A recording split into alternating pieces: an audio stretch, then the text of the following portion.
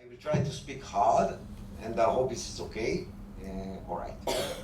The Arab Spring, as we know, was the first time that tens of millions of young Arabs demonstrated simultaneously in the Arab region. Their slogan was عيش حرية وعدالة الاجتماعية, namely life in the form of decent livelihood, freedom, and social justice. Their two major demands were to stop political oppression and corruption and to achieve social justice in the form of regaining decent employment and raising the standard of living. Despite the positive, and we can see 2009, despite the positive economic growth at the national level, even in per capita terms, as we can see here, the purchasing power capacity of the vast majority of the population in the non-oil Arab countries severely declined during the period prior to the onset of the Arab Spring. In the case of Egypt, for example, during 2008 and 2010, namely 2 years before or prior to the onset of the Arab Spring, food prices increased by as much as 37%, while salaries remained almost the same. All the Israelis know what I'm talking about now. The inflation rate was also very high in Jordan, Tunisia, and Morocco, mainly the results of the rapid oil price increase since 2004. For the young generation in the non-oil Arab countries, as opposed to those in the oil countries, first and foremost, of course, in the Gulf countries, the regime ruptured the social contract, which was based on political or no political participation, in exchange for a better living standard and guaranteed public sector employment. Indeed, since the mid-1950s and until, let's say, the end of the Bonanza oil decade in 1983-84, from the point of view of both sides, the regimes on the one hand and the citizens on the other, the deal was fulfilled. The regimes indeed provided a much better standard of living in the form of subsidies on basic foodstuff and energy products, and even more importantly, vast employment opportunities in the public sectors, mainly to the young educated generation. In the case of Egypt, for example, the unemployment rate in the late 70s and in the early 80s, at the peak of the Bonanza oil decade, was less than 10%. And in Jordan, where is our representative in Jordan? And in Jordan, due to the shortage of workforce, the authorities even allowed for the import of foreign workers in Syria, Tunisia, and Morocco. As well, the unemployment rate during the late 70s and the early 80s was quite low, much below 10%. The citizens, from their part, with the exception, of course, of the Muslim Brotherhood, that opposed to any non-religious regime, did not demand any part in the decision-making process. In other words, the political situation in the vast majority of the non-oil Arab countries was no political participation in exchange for no taxation. So what's wrong? Although each country is a unique case, from an historical perspective, we can find two major similarities prior to the onset of the Arab Spring among almost all of the non-oil Arab countries. First is, of course, the collapse of the old economies. While many developing countries worldwide that implemented a socialist policy in the 50s and 60s abandoned these policies during the 70s, including, of course, Israel, this was not the case in the non-oil Arab economies. Although Jordan and Morocco, which are monarchies and did not officially adopt اشتراكية العربية Arab socialism, in practice they acted as so they did, offering huge subsidies on basic foodstuff and energy products, together with vast employment opportunities in the public sector. Hence, in all of these countries, the public sector and rentier income source in the form of workers' remittances, foreign aid, and international tourism industry led to rapid economic expansion during the bonanza oil decade of the 70s and the early 80s. This enabled the regimes to reduce employment pressure through massive absorption of educated young in the public sector. This allocation economy, however, suddenly collapsed in the mid-80s following the sharp decline in oil revenues due both to decline in oil prices and decline in productions. With no other option, these countries were forced to approach to the IMF, the International Monetary Fund, which demanded in exchange for large-scale loan that they would adopt a capitalist approach that include reduced public sector expenditures, privatization of public sectors, factories and other establishments, and of course currency reform. In retrospect, these countries failed to develop large-scale non-energy related industry. This failure manifested primarily by the almost total absence of medium-sized and large competitive innovation firms which produce non-oil tradable products in most of the emerging markets worldwide. These companies led to overall economic development. This is the case in India, for example, with the high-tech industry, in Romania and Turkey with the automobile industry. We can see Skoda is also in Israel, Hyundai, Kia, Mazda, all of them produced in Turkey. Okay, this was not the case here in the Arab region. The total absence of this kind of companies left the non-oil Arab economies without any growth engine other than the tourism industry, workers' remittance, and the export of raw materials as phosphates in the case of Morocco and Jordan, and transit fees in the Suez Canal in the case of Egypt.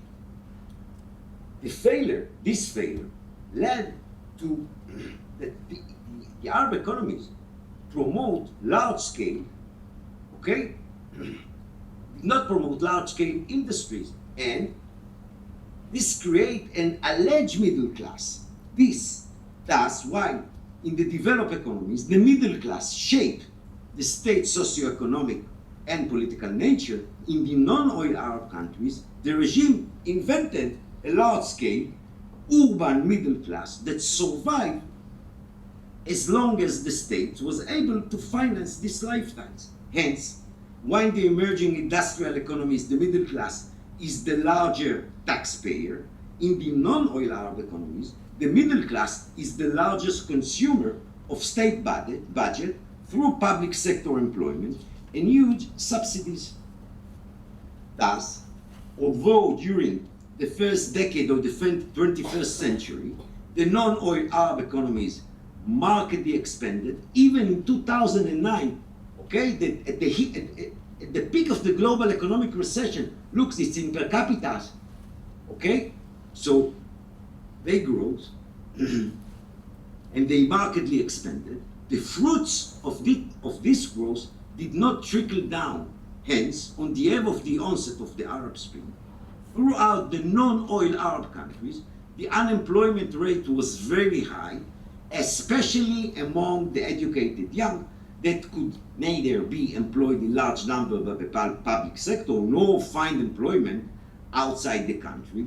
The GCC countries, first and foremost Saudi Arabia and the United Arab Emirates, they prefer to employ Indians, Afghanistan and so on, not Arabs.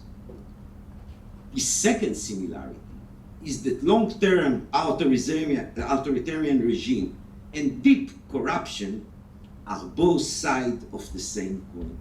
This was and still is the case in the entire world. Thus, while the first generation of Arab revolutionary leaders such as Gamal Abdel Nasser of Egypt, Hafez al-Assad of Syria, even Habib Bourguiba in Tunisia, who was a civilian rather than an officer, but all of them enjoyed broadly public support.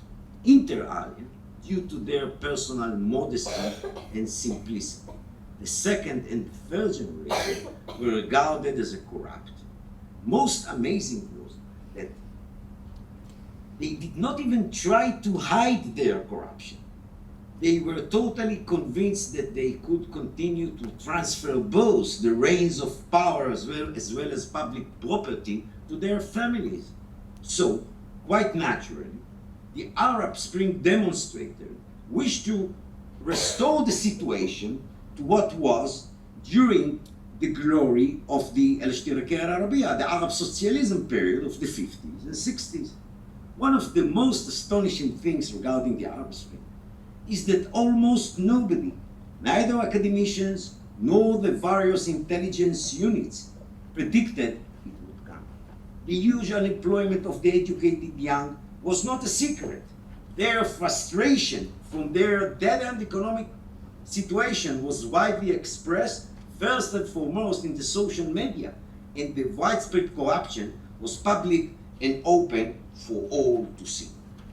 Not only did nobody predicted, the IMF even raised their macroeconomic policy. Tufts, for example, in the IMF report on Egypt from April 2010, 7 months only before the collapse of Mubarak.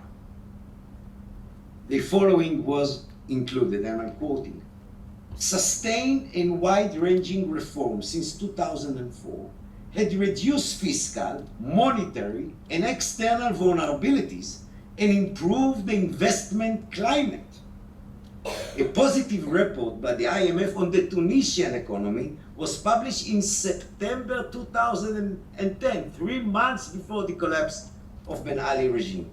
And I'm quoting: thanks to prudent macroeconomic management in the past, Tunisia still have some leeway to deal with potential external risk.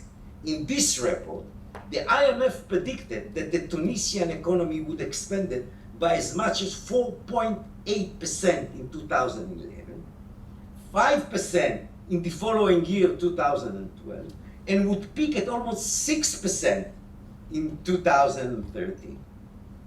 The reality, we know what happened, of course, in Tunisia. At the time, okay, look, that was the reality, right? This is in per capita, of course, but they're not in capita. So it should be here, according to the prediction, +2, okay?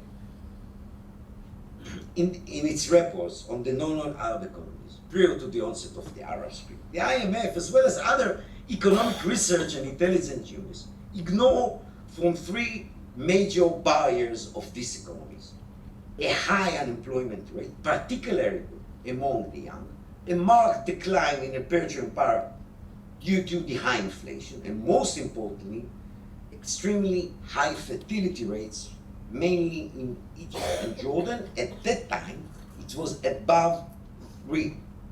Okay? With the exception of Israel, in all other countries, high fertility rates is not a blessing. We think it is. The end result was that although the operation was successful and subsidies indeed largely reduced, and the large number of public sector factories and other establishments were privatized, the patient eventually died and this regime collapsed. The 2 regimes, the Egyptian and the Tunisian, collapsed only a few months later, and nobody predicted. More than a decade following the onset of the Arab Spring, I have some thoughts that I would like to share. The first is that even huge oil revenues are not a guarantee for a stable regime. According to the classic rentier state theory, high oil revenues guarantee political stability. This is because the regime can buy the public, including its opponents, of course. For many years, the political stability of the Arabian Gulf oil states was explained by this theory. However, it appears that the demonstrators in Libya were not familiar with this terror, otherwise they have to stay home. They did not recognize this terror. Okay, and it took a few months and they wiped up Gaddafi and his family. Moreover, if oil revenues is the key tool for political stability, why are the Iraqis failing to establish a stable regime even in the Arab, not the Kurdish part of the country, even in the Arab part of the country, almost 2 decades since the collapse of Saddam Hussein's regime in 2003. Moreover, despite the regime collapse in both Egypt and Tunisia, and despite the fact that it took several years until the new regime were established, not only did the civil war was not break out, but all the public services, first and foremost the police, the municipality regime, healthcare and education system, and others continue to function as before. And lastly, neither the Egyptian pound nor the Tunisian dinar collapsed as a result of the unstable political situation. Hi, good morning. On the other end, in Syria, Yemen, Libya, Iraq, and Lebanon, the collapse of the old regime led to the outbreak of civil war in some form of and then others. What can explain these differences between the Arab countries? The answers lie in the ethno-religion composition of the population. In the case of the Arab countries, it appears that none of the ethno-religion heterogeneous countries succeeded in surviving, and all of them, without exception, deteriorated into prolonged civil wars and conflicts. In Syria, Iraq, Yemen, Bahrain, and Lebanon, religious heterogeneity has and continues to constitute to this very days the main reason for political instability. On the other hand, in none of the ethno-religious homogeneous Arab countries did a civil war or any other internal conflict was break out. The second point is in the non-Arabic countries, at least thus far, only authoritarian regime can survive. The two democratic regimes that were established as a result of the Arab Spring eventually collapsed.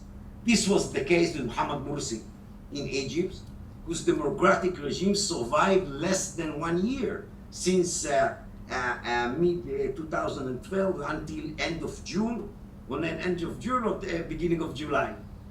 It was end of June, basically, 2013, and then his regime was collapsed. And this is also the case with the Tunisian democratic regime that survived between 2014 and last July, when the current president, Kais Saied, started to abolish it.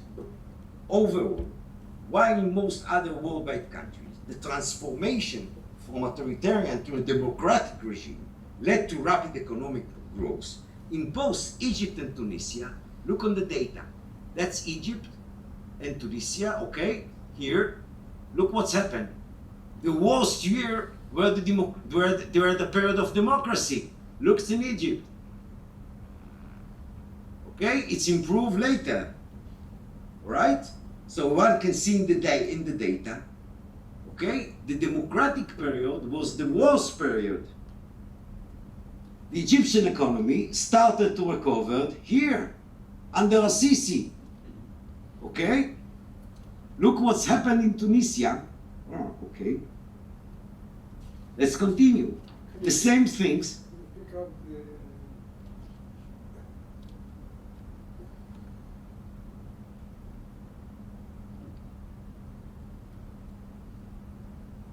Right, here, okay? In Tunisia as well, during the democratic period, the economic situation steadily deteriorated. This was because instead of implementing various crucial macroeconomic reforms in order to enhance the economic performance, the new democratic regime implemented an allocation economy. This came in the form of massive increase of both public sector employees and their salaries, and on the other end, increasing subsidies on basic foodstuff and mainly energies. products. Okay? The number of public sector employees almost doubled since the collapse of Ben Ali regime in early 2011, while the population increased by 12% only. The end result was that the Tunisia wage bill is currently one of the highest worldwide. Okay? And indeed, in its last report on Tunisia, the IMF noted that Tunisia public debt would become unsustainable unless reform were created. And we can see here what's happened. And I'm saying again, it's in per capita. It's not. Okay, look what's happened in Tunisia. One of the worst worldwide. That's the Corona year, of course. The Corona pandemic harmed the Arab economies more than many other regimes worldwide. Its impact, the four most important sectors of the Arab economies. The first sector was the tourism industry. Okay. Which, among all of the economic sector, was the hardest hit, of course. Hence, as one can see what's happened here, we can see the year. Look what's happened. It's the first quarter of 2020 before the onset of the corona, and that's it. Look what's happened in Egypt. Okay, that's the impact of the coronavirus, which in the Middle East, late March 2020, shut down. Almost all of it. We have to take it in consideration that in these countries there is no internal tourism. It's only international. Not what's happened in Eilat. You can get mortgage, okay? To take a week in Eilat. It's not the case. The second sector was, of course, the oil industry, and we can see here what's happened. Okay? The combination of a severe drop in demand, of course, since early March 2020, on the one hand, and the Russian-Saudi production war, on the other, led to the sharpest price decline ever in the history of oil prices. The options I think it was the night between 24 and 25 of April 2020, were below zero. Below zero. It's amazing. The real price was about 15 at the time.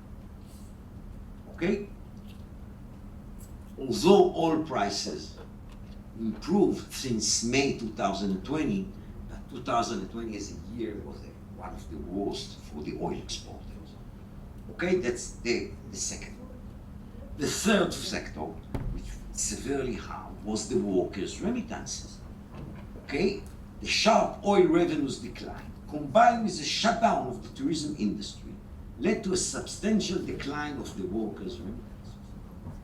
We have to take it into consideration that the workers' remittances are still the most lucrative source of foreign currency in many of the non-oil Arab economies, Jordan, Egypt, even in Morocco. Okay, that's the most important earners, and it's the only income for millions of Arab workers in the Arabian Gulf. And the fourth sectors, of course, the sharp decline in the scale of maritime and air traffic.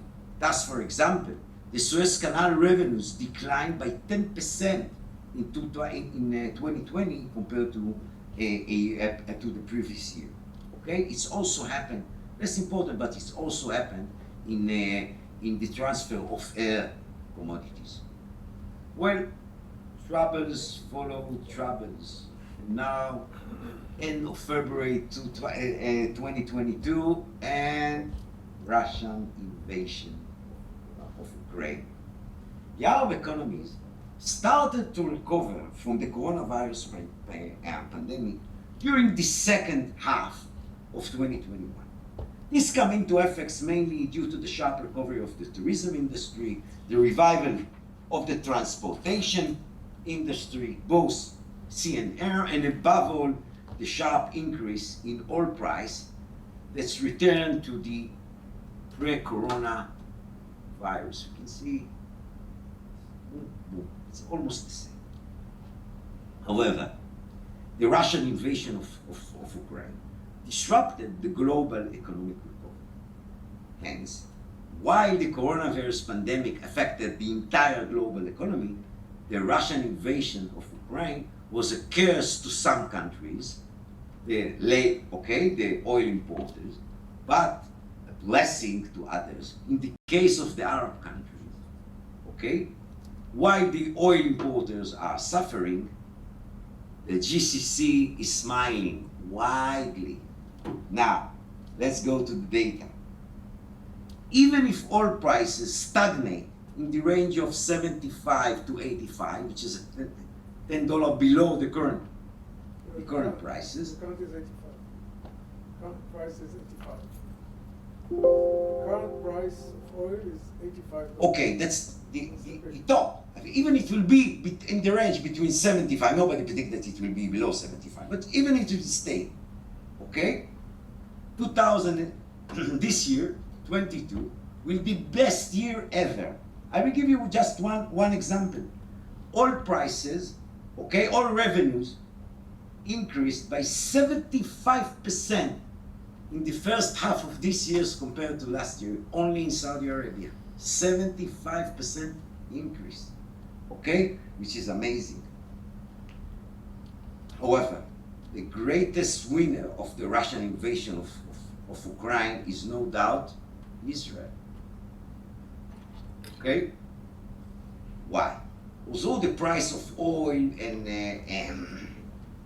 Syria has sharply increased and it's led to inflation and so on and so on, the lack of NATO, mainly the US military response to the invasion, combined with the US withdrawal from Afghanistan last year, led the Arabian Gulf oil leaders to understand that they are the only effective military and political ally against Iran, and no less important his proxies, first the Houthis, the Houthis in Yemen, is Israel.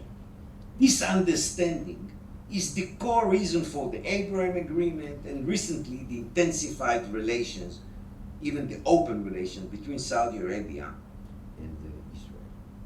As a result of the new circumstances, the Arabian Gulf countries departed from their traditional stipulation that the first step for ending the Arab-Israeli conflict is first solving the Palestinian-Israeli conflict. In addition, the Israeli security companies are selling weapons and intelligence equipment not only to the Arabian Gulf countries, but also to many European countries that have realized that if something happened between them and Russia, they will have to fight alone.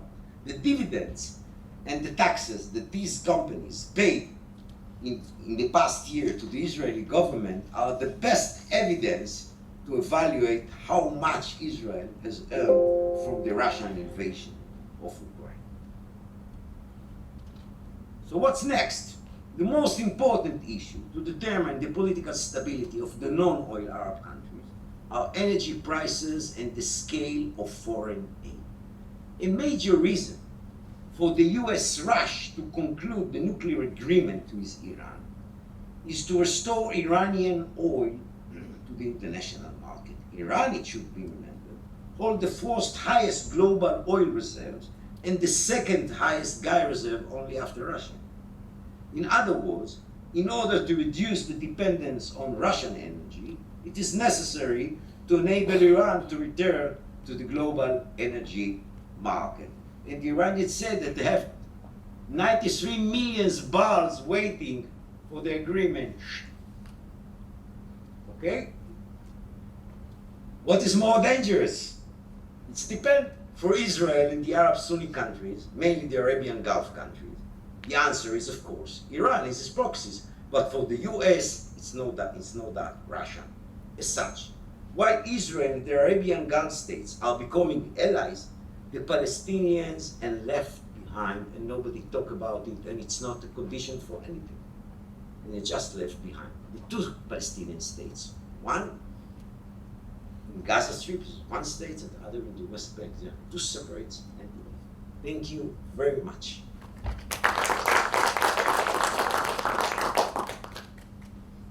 Hagit, you are the boss. So before coffee, any questions? Everything is clear? You're So, very convincing. maybe one question. Yeah. As I understand, Israel is the great winner from the course. Russian invasion to Ukraine. So You can see in Matam every evening, they are dancing. So what do you expect when you look at the account of Israel, the excess of export over import? You find a great excess export. And what do you think will happen when the war will stop? Because in Israel, the high tech and the armor, the army export is growing very fast, while the other branches are decreasing very fast. The export of non-high tech products is reducing fast. It started with Obama. It started to withdraw from the Middle East. It was first in Iraq and so on and so on. And they realized that they can't trust on the US anymore. So now the Russian invasion, not the invasion itself, but the response or the non-response of nobody left them, all of them, alone. And they need it. Okay, the war will end within months or 2 or 3. They realize that they have to build. You can see the security allocation in the Nordic countries. It's huge, it's increased. Okay, we have in Israel 4 economies, we know that. 4 different economies. The invasion is not, will not lead to the increase in the labor force participation rate of the ultra-Orthodox, which is, I think, is the most important. But we earn a lot of it, especially the relationship with the GCC countries. People don't understand it's a huge market. It's a huge market, not only for weapons, for everything. And they want to buy, and they buy.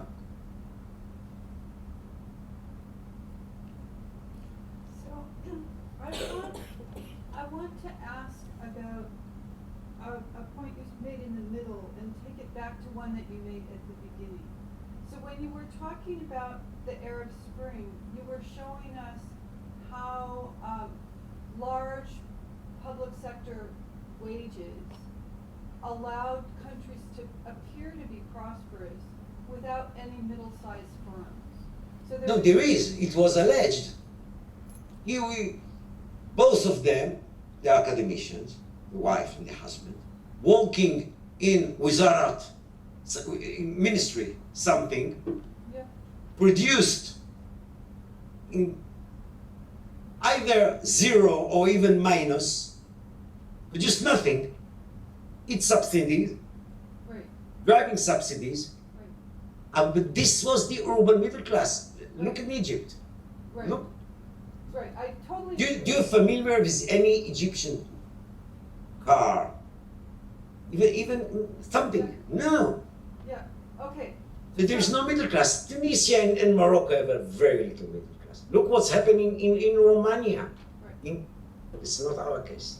So you're showing us an economic structure there, or the absence of a kind of economic vitality. But then a little bit later, you told us that ethno-religious Composition. heterogeneity is the cause of civil war. But I want to offer a hypothetical. What if there had been that kind of much more varied prosperity that actually came from a diverse economic production? Then would we say that, I know it's a hypothetical and a counterfactual, but if wars come from ethno-religious diversity, then that you're kind of assuming that having an economy of mere subsidy over decades didn't do anything to The undermine middle that. class invented the democracy. It was not opposite. The Uh-huh. middle class invented. In the Middle East, they tried to invent the middle class. Abdel Nasser was the first, of course. Okay? but it was an alleged middle class. Yeah. Now, if there is an other, in Egypt there is no other, so it's not a tribal society, and 93% of the population are Sunnis. There is no Shias in Egypt, and about 6 to 7%, it's depend, are not Muslims. Okay, they are Copts. So there is no other. Yeah. In Tunisia it's the same, even more than in Egypt. Also in Jordan, when I look on the stability in Jordan, look here. Oh, what is that? No. In Jordan, since 2008, the per capita GDP is declining, 2% every year. And the regime survived. Why? There's no other. But in Syria, there is other. In Iraq, Sunnis, Shias, and Kurds, all right, in the north. In Libya, east, west. Ethno. Different ethnics can live only in democracy, like in Switzerland. They have to agree to something. But in the Middle East, nobody's agreed. Look what's happening in Lebanon, in Iraq. They are not agreed. In Syria. So you need middle class, but in order that middle class will development, you need democracy. And in the Middle East, they start to try to build democracy without middle class, without any source.